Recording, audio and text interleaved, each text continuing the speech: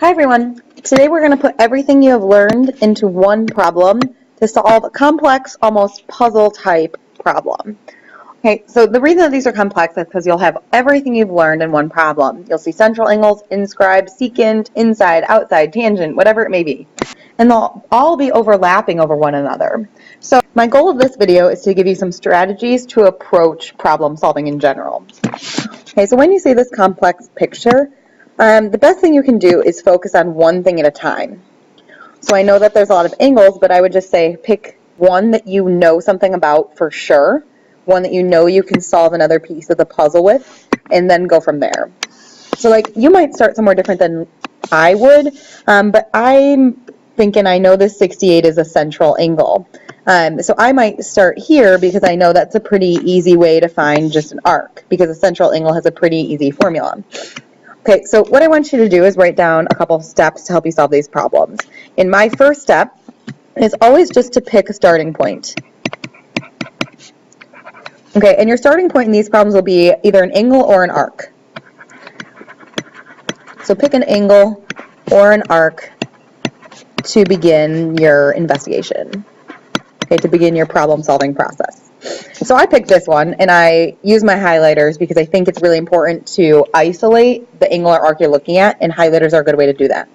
Okay, so after you pick the angle or an arc to begin with, you always want to classify that angle or arc. Okay, so when I say classify, I mean tell me what kind of angle or arc it is. So I know that the vertex of this angle is in the center of the circle. That means this is a central angle. Okay, once you know what kind of angle it is, you can determine another measure or another piece of information. And you're going to do that by thinking about what formula you know about that angle or arc, or what theorem. So in this case, I know that it's a central angle. I picked this one to start with. I know the theorem about central angles is that the measure of it is the exact same as its opposite arc. So it's not really a formula, it's more so a theorem. Now, in order to continue with that problem, I need to identify what its opposite arc is. And I always say, use highlighters and find the end points of the sides of the angle. So like D and B are the ends of that angle. The arc is always what's in between them, and between them across from the angle. So across from this is DB. That's the arc. That would be 68 degrees. Okay, so once you pick one place to start, it kind of segues into you finding more things or being able to find more.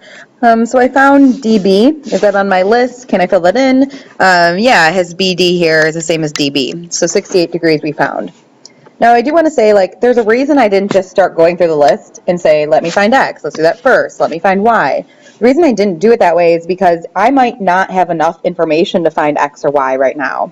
So instead of focusing just on what do you need to find, well, that is important, I focus on what do I know easily, and then I'll go back and make sure I find all this as well. Okay, so we're just going to keep repeating this process. So I found this, let's just think of something else I know. And we all may know different things, and that's fine. So I want to just pick other angles that I am familiar with. So I'm going to use my highlighters. Maybe you see this next, and you're like, okay, I want to do something with that. So once you highlight the angle, you want to decide what kind of angle or arc that is.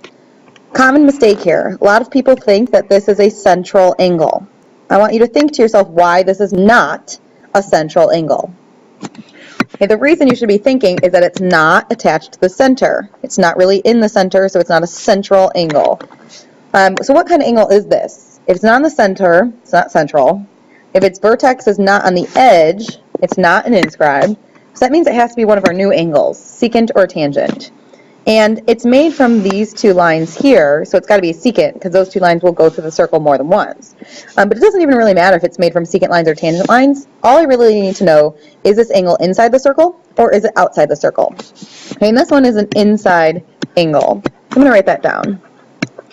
And this is an inside secant angle, but inside secant or tangent angles, inside angles are calculated the same, outside angles are calculated the same. In order to find the angle of an inside angle, that's when you're going to need the two corresponding arcs instead of just the one. So in order to do that, I always just extend the lines of that angle. So this angle is made from this secant line, which goes all the way out to D, and this secant line that goes all the way out to B. And in order to find the measure of the secant angle, this type of angle really intercepts two arcs. So on one end, across from the 60, are these two endpoints here. So one of the arcs that intercepts is AC. Okay, but these lines go all the way back to the other side of the circle. So the other two endpoints of these secant lines are D and B. So if I use my highlighters, I highlighted all the way here, all the way to here, so it also makes this arc. So my two intercepted arcs are created from the two places that the secant line intersects the circle. So this secant line intersects at A and B, this one at C and D. One arc's AC, one's DB. So to find the measure of inside secant angle, you add. So I add arc 1 plus arc 2 and divide by 2.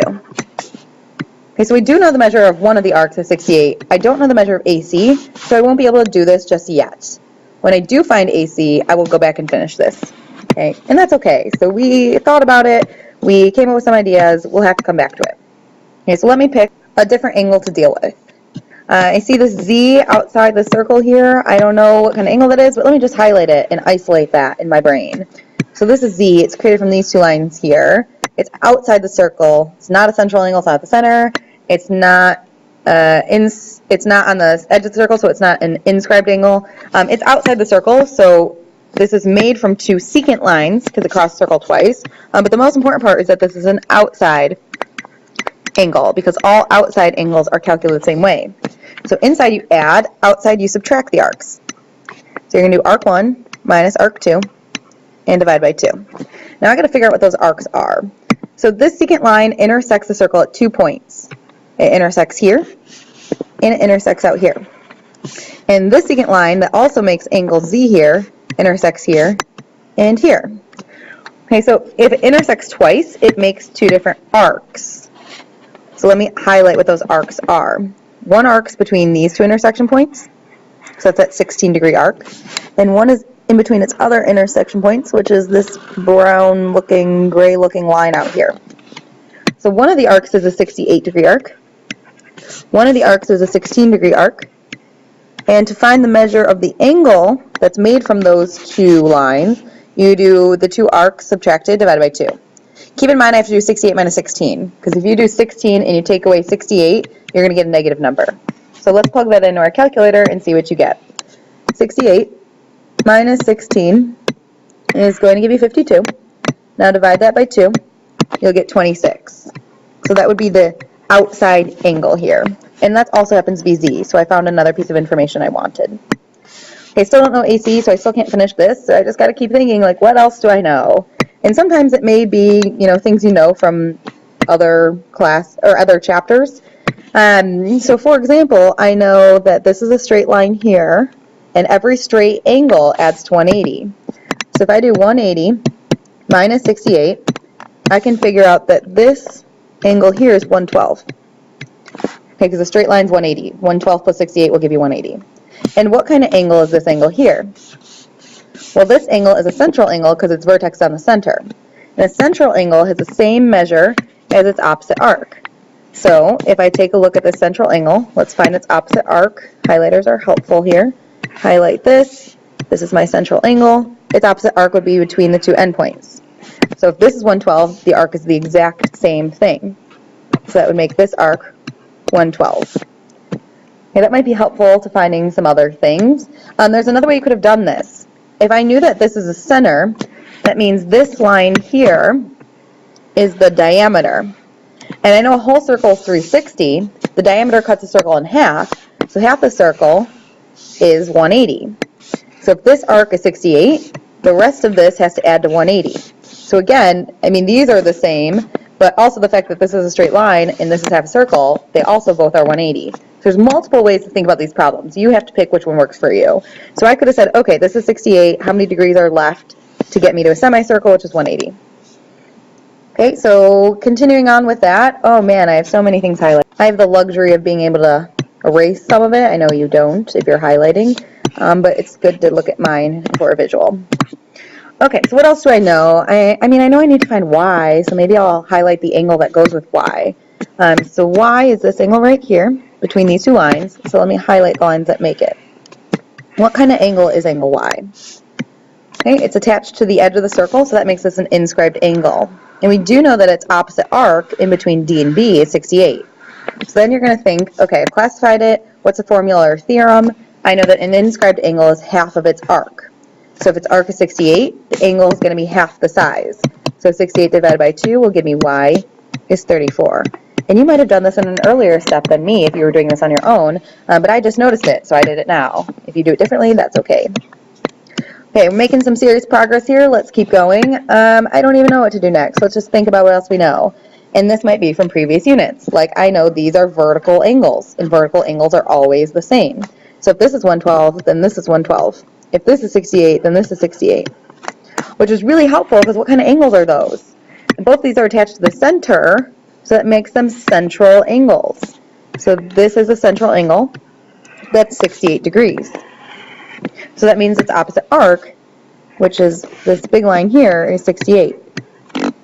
Okay, and that 112 is also a central angle. So right here is another example of a central angle, which has an opposite arc, which is right here. So if that central angle is 112, then this arc is also 112, which is BC, which is one of my answers, so I can fill that in here. Okay, I also need to know what AC is. Now AC only goes from here to here. I know the whole thing from here to here is 68. This piece is 16. So 16 plus whatever this is has to add up to be the whole thing, which is 68. So I can do 68 minus 16, and that'll give me that AC is 52. 52 and 16 will give me the whole arc of 68, which is another answer on my list. So I'm just checking things off one by one. And the only two things I haven't found are X and AB. So let's see if I can find those. There's so much written down, I don't even know where those are anymore. Okay. Oh, I did actually find X. I just forgot to write it down. So X was this angle here. Too much going on, and that added to 180 with this. So X is 112 degrees. The last thing I need to know is AB. So let's go ahead and just highlight that arc. AB starts at A and ends at B. So we go all the way over here. And since it said AB with two letters, that means it's the minor arc, so I wouldn't go that way because that'd be a major arc. Now in order to find that, A to B is just a sum of this arc AC and this arc CB. Okay, so in order to find that, I would do 112 plus 52, and the whole arc is 164. So you had to apply central angles, inscribed angles, secant angles, outside, inside. I had to apply, a linear line is 180 degrees. So many ideas in one problem. And the best advice I can give you is to try and isolate each piece individually. So if you can just pick an angle, classify the angle, and focus on one angle's formula or theorem, this really complex picture becomes more manageable when you divide it into pieces. Okay, so the next one is for you to try on your own. It's similar but slightly different. So use the same strategies I used, and please ask questions.